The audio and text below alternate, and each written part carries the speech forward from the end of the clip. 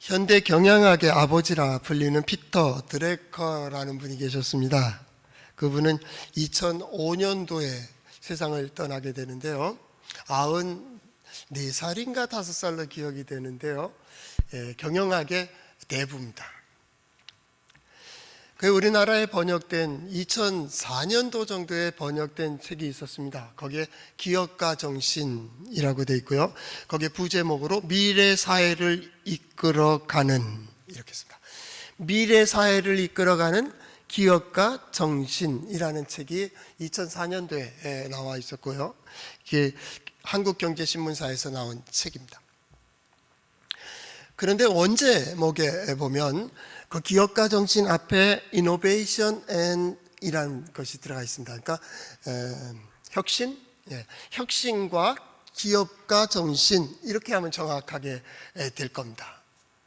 그래서 거기서 말하는 과연 이 경영, 기업 정신이 뭐냐라는 거예요. 미래를 이끌어가는, 시간을 이끌어가는 그 기업 정신에 대해서 얘기하고 있죠. 그래서 기업은 바로 혁신을 기회로 라는 말을 했습니다. 혁신을 기회로 받는 것이다. 여러 가지로 3부에 걸쳐서 이렇게 쭉 했던 책을 기록해 놨습니다. 그런데 이제 더 중요한 것은 뭐냐면 거기에 이제 중심에서 핵심되어 있는 것이 기업가는, 이 기업가라는 것은 꼭 사업가만 얘기하는 거 아닙니다. 내 삶을 경영하는 자도 마찬가지입니다. 내 삶을 경영하고 내 인생을 계획하고 우리 공동체를 이끌어가고 모든 것이 되는 겁니다. 이 경영자, 기업가는 변화의 흐름을 탐구해야 된다. 변화를 탐구해야 된다. 과연 이 변화가 어떤 변화냐라는 거죠. 그걸 탐구해야 되고 그 변화를 탐구할 뿐만 아니라 변화에 대해서 대응하며 피하지 않고 도망가지 않고 눈 감지 않고 귀 막지 않고 거기에 대해서 나는 어디에 서며 무엇을 하며 어떻게 할 것인가에 대한 대응이 필요합니다. 대응. 이 사람은 어떤 핑계를 대지 않습니다. 무엇 때문에 안 되고 무엇 때문에 못하고 무엇 때문에 힘들다고 하지 않습니다. 그럴지라도 그럼에도 불구하고 나는 그 자리에 서며 그 일을 하며 그 길을 가겠다고 하는 변화에 대한 대응이고요. 마지막 개념 속에서는 변화를 기회로 만드는 자이다 그랬습니다. 그 변화를 기회로 만드는 자, 이게 기업가다. 이게 시대를 이끌어갈 것이고 새로움을 주장할 것이고 새로운 소망에 대한 답이 되는 거예요. 왜냐하면 이 말씀을 드리는 이유가 우리는 그날을 소망하기 때문에 그래요. 그날을 소망하는 자, 진정 그날을 쥐고 구원의 노래를 얘기하고 소망을 얘기하고 은혜를 얘기할 수 있는 자가 과연 누구냐? 그래서 생각난 게 혁신과 기업가 정신. 우리 번역으로는 기업가 정신 이렇게 되어 있습니다. 한번 젊은 사람들은 좀 읽어봤으면 좋겠다 그런 생각이 듭니다. 이게 혁신입니다. 여기에 또 잘못 이해하면 혁명을 얘기합니다. 이 혁명이라는 게 뭡니까? 오래된 부패의 결과입니다. 그렇기 때문에 걷어내버리고 없애버리고 새로 하지 않으면 안 되는 이게 혁명입니다. 혁명이죠. 그래서 혁명은 조직의 파탄입니다. 마지막 결론이 혁명입니다. 이거 어떻게 고칠 수가 없는. 그러나 혁신은 다릅니다. 혁명은 이게 어떻게 될지 모릅니다. 그래서 공산주의 혁명 있잖아요. 무슨 혁명 있잖아요. 민주주의는 없겠습니까? 혁명을 하면 피해 혁명이고 어떤 고통의 혁명이고 대립과 대결 통해서 폭력의 이게 혁명입니다. 그래서 혁명은 항상 희생이 따릅니다. 근데 중요한 것은 그렇게 혁명을 했지만은 미래에 대한 보장이 없습니다.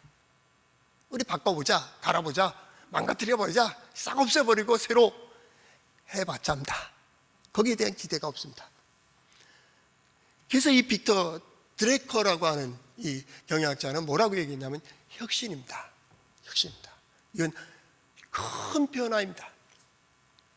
이 혁신을 통해서 어떻게 되냐면 각 시대가 각자 이루고자 하는 목표를 다 이룰 수 있다라는 거예요. 거기에서 무엇을 받아들일 것이냐 그 말. 촛불을 켜던 곳에서 전기가 오는 겁니다. 걸어 올라가던데 에스컬레이터가 나오고 엘리베이터가 생기는 겁니다. 걸어 다니서 이제 길을 가던 사람이 자동차를 타는 겁니다. 말을 타던 사람이 자동차를 타고 마부가 자동차로 운전합니다. 혁신입니다. 혁신입니다. 여기서 그 책을 읽으면서 뒤에다 메모해 놓은 것을 보니까요, 거기다 이렇게 지혜를 찾는 법을 배웠다.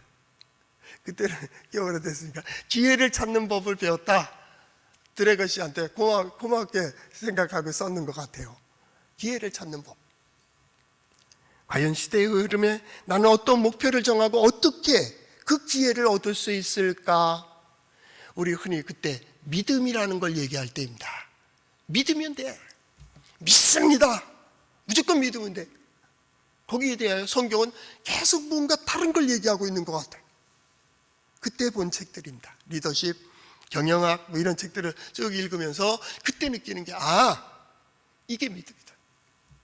시대의 흐름을 보며 시대의 흐름 속에 내가 대응하며 어떻게 응답할 것이고 나는 어디에 서며 무엇을 해야 될까? 과연 이것을 가까이 해야 될까? 멀리 해야 될까? 잡아야 될까? 말까? 놓아야 될까? 쌓아야 될까? 허물어야 될까를 경영 2월 올해 한 해의 어떤 일들을 조망하고 나아가는 그 길들 가운데 나는 내 시간을, 내 건강을, 내 물질을, 내 가족을, 나의 사업을 어떻게 경영할까를 그래서 기도하는 거죠. 하나님, 지혜를 주세요. 하나님, 내가 진정 어디에 서야 되며 무엇을 해야 될까를. 그게 어디에 나와 있어요? 성경에 나와 있죠. 한번 따라해 볼까요? 하나님의 말씀인 성경은 나의 신앙이요 나의 고백입니다. 주여 내게 무슨 말씀을 하려 하시나이까? 내게 무슨 말씀을 하시든지 그대로 하리이다. 우리의 마음은, 우리의 생각은, 우리의 계획의 중심은 오직 하나님입니다. 예수 그리스도를 통하여 구원받은 우리는 하나님의 말씀을 통하여 나는 이렇게, 세상은 그런다 할지라도 나는 그리고 시간이 지난 후에 그날의 부를 포도원의 노래를 우리는 부르게 될 거예요. 그걸 부르는 겁니다. 그것이 하나님의 말씀 속에서 있는 거예요. 왜 하나님의 말씀을 자꾸 들어야 되고 하나님의 뜻을 구하고 하나님의 뜻이 무엇입니까를 알면 그 뜻대로 나갈까? 그리고 매 순간마다 그 하나님의 뜻이 이루어지기를 소망하며 이 시간, 이 상황, 이 조건 속에서 하나님이 어떻게 역사하실까를 조바심 나게 오곤 간절히 기도하게 될까? 왜? 우리는 올해 2022년 첫 해 시작하며 첫째 주 우리는 하나님의 성민입니다. 하나님의 백성이니까 우리는 세상에 대하여 아니요 라고 얘기하고 하나님에 대하여 나를 이끌어주세요. 하나님이 함께 해주시면, 나를 인도해 주시면 된다고 우리는 고백한 사람, 그렇게 출발했다니까요. 그리고 주의 전에 오르고 주의 산에 오르고 하나님의 뜻을 소망하고 간절히 바라는, 그리고 이사야서 26장으로부터 시작이 되는 거예요. 그때 그날이 되면 선지자가 꿈꾸었던 그날에 대한 소망이 곧 우리의 현실 속에서 나타날 그날이 되어지기를, 그날이 되기를 간절히 소망하고 오직. 그래서 어떻게 해요? 오늘하고 그날 사이에 있는 이 시간 속에서, 그래서 심판 가운데, 주의 심판 가운데에서 우리는 간절히 하나님만 사모합니다. 하나님만 사모합니다. 뭘 사모해요? 하나님의 은혜가 함께 하시기를. 나는 최선을 다하고 최고의 것이라고 하지만 늘 부족하고 연약한 가운데 그것을 채우시는 이는 하나님입니다. 세상의 최고와 최선이 최대를 이룬다고 한다면 신앙 필요 없어요. 10개 가진 사람, 100개 가진 사람, 누가 더 큰 걸 이루어야 돼요? 100개 가진 사람이 당연히 행복해야 되고 기뻐해야 되고 감사하고 그래야죠. 10개 가진 사람은 부족하기 때문에 거기에 대해서 상대적으로 허탈감하고 늘 원망하고 불평하고 그 사람은 안 돼. 패배. 어디 10개 가지고 100개 가지고 싸울 수 있게 있어요. 그런데 인생이 그렇게 되어 있지는 않다는 거예요. 역사는 어떤 의미에서 보면 환경에 의하여가 아니고 그 사람의 됨에 의하여 불행이 결정된다는 거예요. 행복하십니까? 하나님께서 주신 복이라고 하는 이 시간과 물질과 건강과 가정과 가족들 가운데에서 이걸 복으로 누립니까? 아니면 이게 오히려 짐이 되고 있습니까? 마음과 자세, 그 흐름 속에서 어떻게 하느냐, 이 문제죠. 그리고 오늘 우리가 보는 나는 이게 행복한 것인가 복이냐 아니냐를 따지기 전에 과연 나의 삶, 내가 서 있는 이 땅은 어떤 땅이냐. 그래서 포도원의 노래를 하고 있는 겁니다. 포도원을. 지금 오늘 성경 말씀 2절에 이렇게 시작되고 있습니다. 성경 말씀에 보면 그날에 너희는 아름다운 포도원을 두고 노래를 부를지어다. 어떤 포도원입니까? 아름다운 포도원이라는 거예요. 어떤 포도원입니까? 하나님의 포도원입니다. 하나님의 포도원. 하나님은 자신의 포도원에 대한 기대와 사랑과 헌신을 가지고 돌보아주는 하나님의 포도원. 시편 기자가 말했듯이 여호와께서 주신 땅은 아름다운 곳에 있으며 아름다운 곳에 있습니다. 믿음의 눈으로 보면 아름다워요. 우리 성도들을 봅니다. 당신들 복된 사람입니다. 왜요? 하나님이 함께 하시고 하나님께서 역사하시고 하나님은 의지할 대상이 있잖아요. 믿지 않는 사람들이 볼 때는 이렇게 어리석은 사람이 있습니까? 저들의 시간과 건강과 물질을 가지고 쓸데없이 낭비한다고 생각하잖아요. 피곤하면 지금 쉬어야지. 그래 한 주간 일하지. 그런데 믿음의 사람들은 아니요. 우리는 그거로만 사는 자 아니에요. 쉬는 거로만 아니요. 물질로만 아니. 먹는 걸로만 아니. 우리는 하나님의 은혜로 사는 자예요. 같은 자녀들이. 내 자녀가 있고 남의 자녀가 있는데 내 자녀가 그래도 내 마음에 들 때는 좋은데 신앙생활도 잘하고 하나님 말씀대로 살아가고 정직하고 진실하게 살면 좋은데 신앙이 떠나 있고 남의 자식을 보면 신앙이 잘 되어지는 걸 보면 뭐라 그래요? 참 예쁘다. 내 자식보다 더 예뻐. 어렸을 때 우리 장로님들이 교회학교 우리 장로님들 교회학교 부장하시고 오랫동안 교회학교 했으니까 교회학교 애들 볼 때 그러죠. 굉장히 사랑스럽다고. 아이고 이놈의 자식들 꼭 자기 손자, 자기 아들, 딸 보는 것처럼 그래요. 저도 그렇게 컸죠. 못된 신앙이니까. 그렇게 클 때, 사람들은 얘기합니다. 왜 자기 자식보다 귀여울까? 아니, 제가 목회해 보니까, 커보니까, 진짜 귀여워요. 진짜 귀여워. 탐날 정도로 귀여워. 참, 복되다. 어떻게 그렇게 성실하게, 어떻게 그렇게 바르게, 그렇게 살 수 있을까? 그 눈이, 보는 눈이 다르다. 기준이 다르다. 그 말을. 오늘은 하나님의 포도원에 대한 노래를 부르려고 하는 겁니다.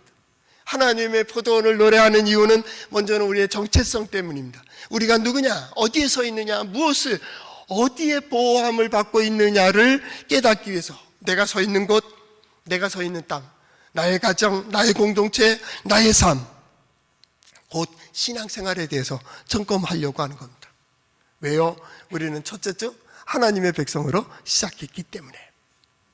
하나님의 그날을 소망하는 이 신앙인의 현재와 그날과의 그 간격, 여기에 뭐가 있어요? 고난이 있고 환난이 있고 때로는 핍박이 있고 외국의 침범이 있어요.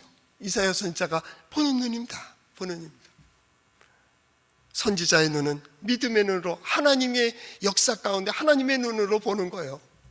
그가 본 환상, 그가 본 계시, 그가 본 깨달은 모든 것으로 믿음의 눈으로 역사를 보고 이 민족의 역사를 보고 그 다음에 이 민족이 나아가는 그 길을 보며 안 돼. 너희 그렇게 가다가는 망해. 이겁니다. 이게 이사야입니다.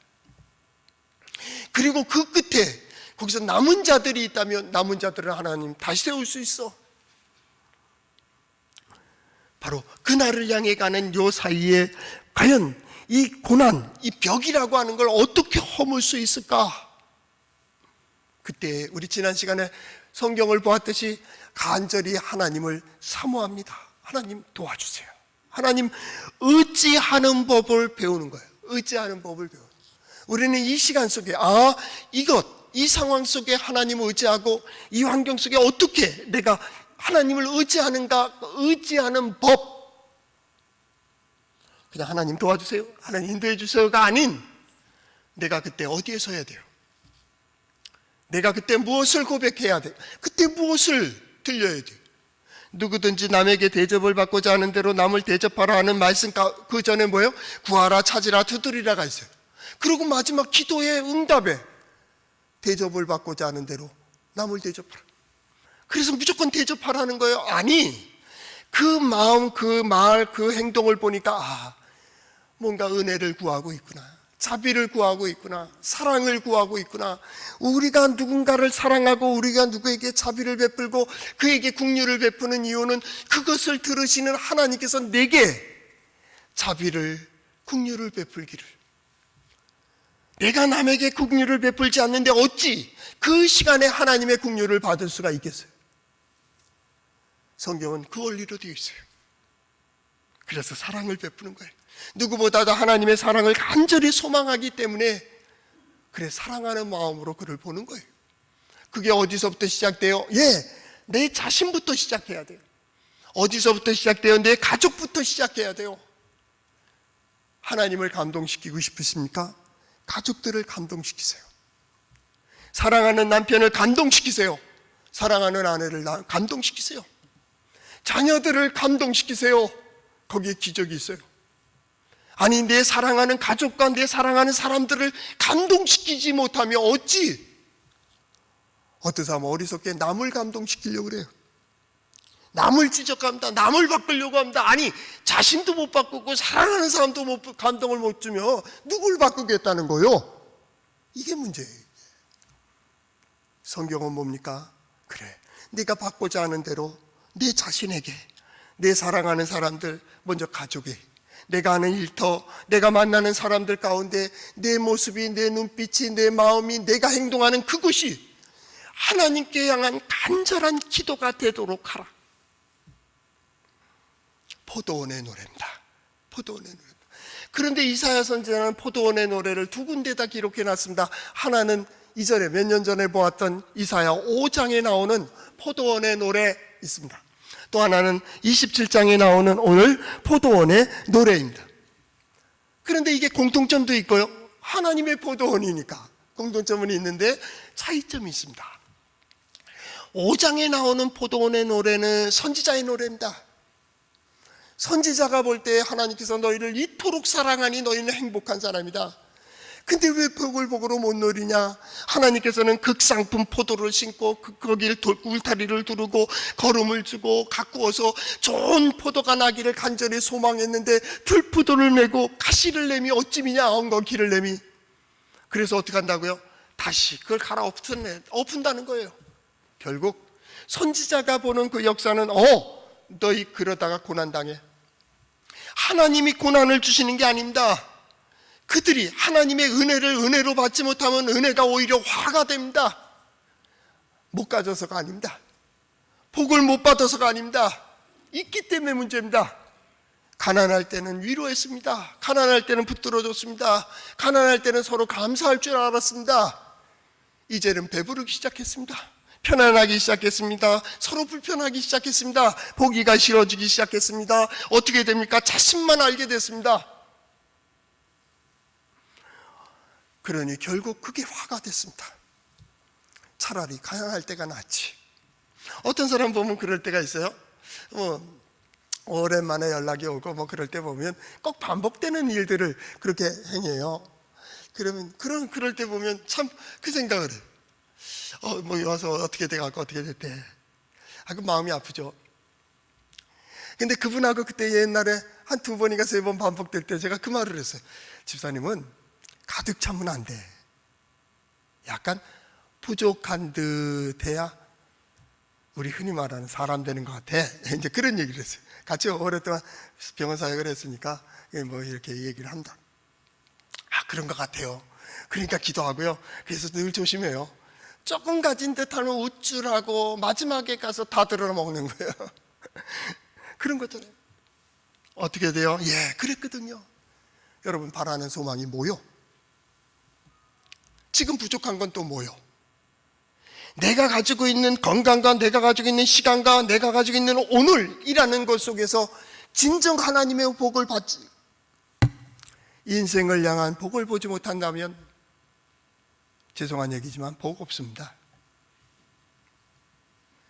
복을 받고 이것이 형통한 사람, 평화를 누리는 사람이 누굽니까? 작은 일에도 감사합니다. 아침에 깨었을 때 감사합니다. 어떤 것을 행동할 때 감사합니다. 무엇을 보았을 때 감사합니다. 여러분, 이게 일상이 쉬운 것 같습니까? 어제 눈 감고 오늘 눈 묻던 사람이 있습니다. 어제는 벌떡 일어나서 일어날 수 있는 사람이 갑자기 다리를 절고 있습니다. 눈을 떴는데 하얘집니다. 기억이 없어졌습니다. 밥상에까지는 잘 앉았습니다. 갑자기 젓가락을 떨어뜨립니다. 내가 걸을 수 있으니까 내가 힘이 있습니까? 내가 생각할 수 있으니까 내가 지혜가 있습니까? 내가 능력이 있습니까? 아니요. 진정 감사해야 될 것이 무엇입니까? 그 감사 속에 행복이 있습니다. 감사할 때, 은혜를 알 때 생산성이 있습니다. 사랑이랑 은혜를 깨달을 때는요, 기적이 나타난답니다. 기적입니다. 남편이 아내를 사랑하는데 아내가 그 사랑을 느낄 때 아내는 세상 모두가 행복합니다. 자녀들이 부모의 사랑을 깨달을 때 그들은 뭐든지 할 수 있습니다. 자신감을 갖습니다. 자녀들이 부모를 향한 그 사랑을 부모가 느꼈을 때는 힘이 납니다. 어떤 것을 해도 부끄럽지 않습니다. 어떤 걸 들어도 힘들지 않습니다. 하나님의 포도원은 하나님께서 오늘 성경 말씀에도 그렇게 말씀하고 있습니다. 그 포도원 지기가 누구입니까? 2절, 나 여호와는 포도원 지기가 됨이요 맛집 포도원 지기와 같다. 그래서 어떻게 했습니까? 물을 주며 밤낮으로 간수하여 아무든지 이를 해치지 못하게 하리로다. 하나님께서 보호하신다는 거예요. 하나님 보호하신다. 하나님이 역사하십니다. 신념의 사람은 넘어지지 않는다. 믿음의 사람은 죽지 않는다. 신앙으로 나아가는 이들은 매 순간 새로운 힘과 능력을 공급받게 됩니다. 이것이 누구의 힘입니까? 하나님의 은혜입니다. 그런데 5장은 심판을 결국 너희들 망해 이 얘기입니다. 그런데 27장은 다릅니다. 5장은 그날을 얘기한 것이고 27장은 저 그날을 얘기하는 겁니다. 쉽게 표현하면 5장은 오늘을 얘기하는 거고요, 오늘서부터 그날까지. 27장은 그날입니다. 그날 시간이 지난 후에, 세월이 지난 후에 우리는 과거를 돌아보며 이 노래를 부를 겁니다. 하나님께서 우리를 포도원같이 돌보셨다. 하나님께서 우리를 인도해 주셨다. 물을 주고 이렇게 돌보시면서 어떤 것도 그걸 해하지 못하도록 하나님께서 막아주셨다. 우리 하나님의 마음은 어떠냐? 4절, 나는 포도원에 대하여 노함이 없다 라고 얘기하고 있습니다. 하나님은 진노하지 않습니다. 분노하지 않습니다. 징벌하지도 않습니다. 우리 하나님은 심판하시는 하나님이 아닙니다. 그래서 이사야서를 설계하면서부터 계속 한 가지 강조한 겁니다. 우리 하나님의 심판이라고 한다면 의를 드러내기 위한 것이고 선을 드러내서 이렇게 살아야 돼. 이렇게 살아야 돼. 우리가 사는 것 중에 작은 선이라도 있다면 하나님은 그걸 통하여 은혜를 주시고 더 양분을 주시고 더 복을 주셔서 그것을 키워놓고 이렇게 살면 되지? 그래서 어두움이 물러가고 부정적인 생각들이 물러가고 온전히 하나님만을 의지하는 자가 되는 포도원에 대하여 노함이 없다. 언제나 은혜와 복으로 돌보아 주셨다는 거예요. 문제는 이 백성이 은혜를 은혜로 복을 복으로 누리지 않았다라는 거예요. 하나님은 언제나 은혜와 복 가운데 우리를 깨닫게 해주시는 거죠. 그러나 주변에 이루어지는 일들로 인하여 찔레와 가시가 돋기 시작했다는 거예요. 이것이 포도나무를 해하고 기운을 빼앗고 그것을 망치게 되니까 어떻게 하겠습니까? 포도원지기인 하나님은 그것을 다 거두어 주었다는 거예요. 그것이 옆에 나왔기 때문에 포도나무를 갖다가 야단치거나 그것을 잘라버리거나 뽑아버리지 않았다라는 거예요. 하나님은 그것을 보호해 주셨다라는 거예요. 그것이 때로는 그들 입장에서 볼 때는 환난이고 그들의 입장에서 볼 때는 고난이고, 그래서 주의 심판이라는 말을 얘기하는 건데, 주의 심판. 하나님은 언제나 은혜 가운데 있습니다. 오늘 우리가 분노할지라도 하나님은 내일 또 다시 태양을 주십니다. 이게 하나님의 법칙입니다. 일반 법칙이 그럴지인데 특별한 은혜의 법칙도 마찬가지입니다. 하나님은 우리를 은혜로 돌보아 주십니다. 이 예배를 드리는 성도들 가운데 나는 더 이상의 소망이 없다고 생각하고 더 이상 길이 없다고 생각하고 때로는 이걸 어찌해야 될지 생각할 때 생각을 멈추세요. 그리고 한 가지 분명히 기억하세요. 우리는 하나님 앞에 예배하는 자로 섰다라는. 그리고 언젠가는 시간이 지난 후에 오늘을 얘기하면 나는 그때 하나님께 예배하며 아무 생각도 없고 하얘지는 그 순간에 한 가지 기억했다. 하나님만의 나의 도움이 되신다. 하나님만이 나의 도움이 되신다는 이 한 가지 가지고 나는 오늘까지 살아왔노라고. 제가 연세 많으신 장로님한테 그런 얘기 했어요. 장로님 백수해야 됩니다. 왜? 에이, 이제 그러죠. 그래서 그랬습니다. 하나님 잘 섬기고 예배 중심으로 살고 바르게 산 사람이 어떻게 되어지는 일인지 보여야지. 보여죠. 왜요? 이 시대를 이끌어 가시는 하나님, 이 시대에서 드러내시는 하나님은 바로 의와 진리 가운데 선을 이루시는 하나님. 이 시대가요, 기다림이 약해요. 우리 특별히 대한민국이 IT 강국이잖아요. 아마 스마트폰이나 컴퓨터나 우리 얼마나 빠릅니까? 서비스도 좋고 정보도 좋고 이렇거든요. 그 정보를 다 이렇게 감색하면 금방 탁탁탁탁탁 뜁니다. 아, 그게 좋아요. 여기 조금 버벅거리기만 하면 벌써 이 마음이 상해요. 또 뭐 이런 게 요즘은 홈 쇼핑이 좋아가지고 뭐 사가지고 안 좋으면 그냥 반품 이래 버리면 아무 생각 없이 가져가요. 뭐 이해할 것도 없어요. 서비스도 들어와요. 우리 같이 그러다 보니까 뭐예요? 기다리질 못해요. 기다림이라는 시간 속에 뭐예요? 생각을 하거든요. 우리는 코로나 시대를 지내가며 빨리 점프했으면 좋겠다, 빨리 지났으면 좋겠다 라고 얘기하지만 그러면 안 됩니다. 좀 시간이 걸려야 됩니다. 이게 심한 것일수록 더 오래 걸려야 됩니다. 그리고 거기서 깨닫고 그것을 이겨가는 법을 적응해 가야 됩니다. 이거 겪지 않고 넘어가게 되면요, 나중에 이거 유사한 거 생기면 그대로 우린 전멸입니다. 그래서 겪습니다. 지금 뭐야, 오미크론도 우리가 어느 정도 적응이 된다는 얘기 아니에요? 잘할 겁니다. 우리 거리도 잘 두고 깨끗하게 여러분 물만 보면 손도 닦으셔야 됩니다. 예, 손 자꾸 닦으시고 정부에서 얘기하고 전체를 이끌어가니까 그들이 이렇게 하면 그래도 잘 따라주시면 지혜롭게 잘 이겨갈 겁니다.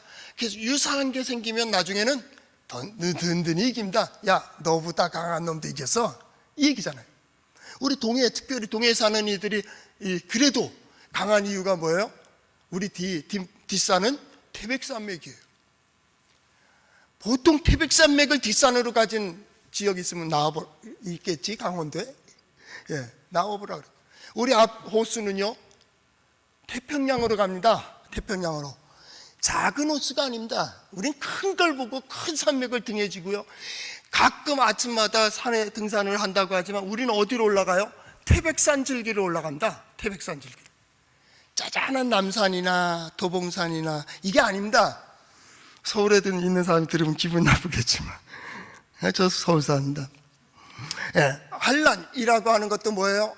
이기는 법을 배워가는 겁니다.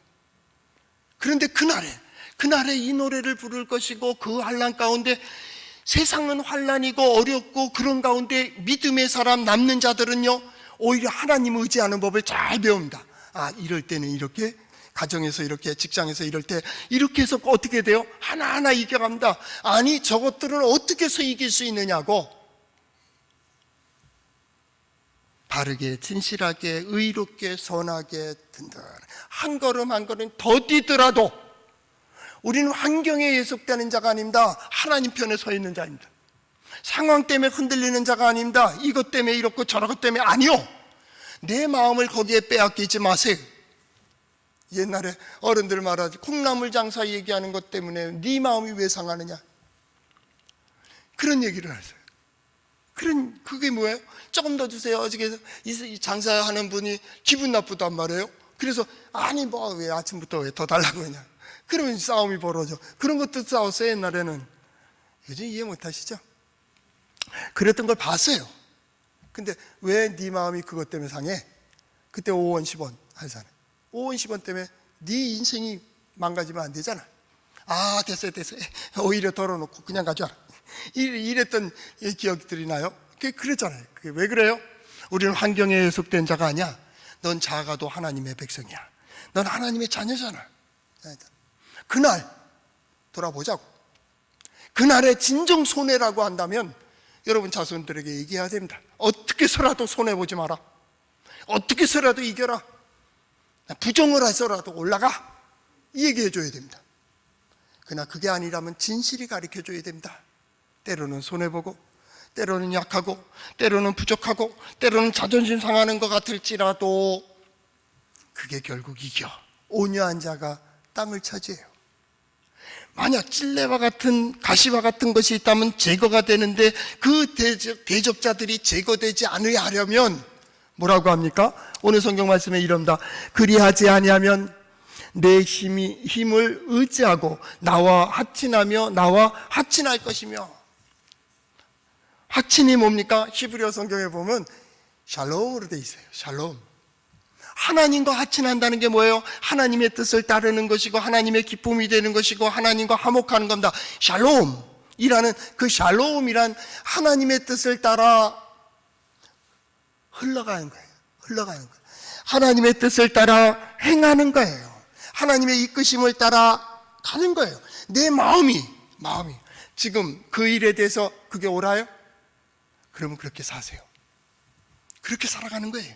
내 마음은 아니라고 하는데 굳이 자존심 때문에, 감정 때문에, 뭐 때문에, 그것 때문에 복을 막지 말라 그 말입니다. 바로 믿음의 사람들은 어떻게 해요? 하나님과 화목하며 살아간다고. 그렇게 살아갈 때 어떻게 됩니까? 6절입니다. 후일에는 야곱의 뿌리가 박히며 이스라엘의 우미 돋고 꽃이 필 것이라. 그들이 그 결실로 지면을 채우리로다. 그 인생이, 그 사업이, 그 시간이, 그 역사가 바로 뭐예요? 결실. 우리 흔히 말하는 영광. 그 결실은 뭡니까? 이 모든 거의 결과, 보람입니다. 그 결과, 뭐의 결과입니까? 수고와 노력입니다. 능력과 지혜입니다. 그래서 능력과 지혜라는 말이 경건, 경외에도 속하고요, 영광에도 속합니다. 영광이 뭡니까? 이러합니다. 능력을 보는 겁니다. 하나님의 능력을 보는 겁니다. 이게 영광입니다. 하나님의 영광이 보여지십니까? 그러면 하나님께 영광을 돌리고 있는 겁니다. 하나님의 지혜입니다. 어쩌면 그렇게 오묘하게 그때 그렇게 맞게 그 길을 걸어갈 수 있어서 하나님의 은혜, 지혜입니다. 이게 영광이에요. 영광. 오늘 나는 어디로 가야 될지 알지 못할 때도 있습니다. 내가 무엇을 해야 될지도 알지 못할 때가 있습니다. 그래서 막연히 기도합니다. 하나님의 뜻이 무엇입니까? 내게 보여주세요 라고 기도하는 이 순간에도 하나님은 그 되어지는 일들과 만나는 사람들과 생각과 계획과 고백을 통하여 하나님은 은혜로 걸어가십니다. 그리고 시간이 지난 후에 우리는 말합니다. 하나님께서 인도해 주셨잖아. 하나님께서 이렇게 역사하셨잖아. 그것이 우리 믿음의 선진들의 역사였고 또 나의 역사이기에 다음 세대도 그렇게 살기를 소망하며 우리는 예배하고 기도하고 말씀을 보며 그리고 찬양하는 거예요. 찬양. 2월 우리의 내적인 힘을 기르고 내가 나아갈 수 있는 힘을, 움틀 수 있는 힘을 기르는 이 2월이라고 한다면 바로 그날을 온전히 바라보는, 그날의 고백이 무엇일지에 대한 결과를 가지고 출발하는 우리 성도들 될 수 있기를 축복합니다.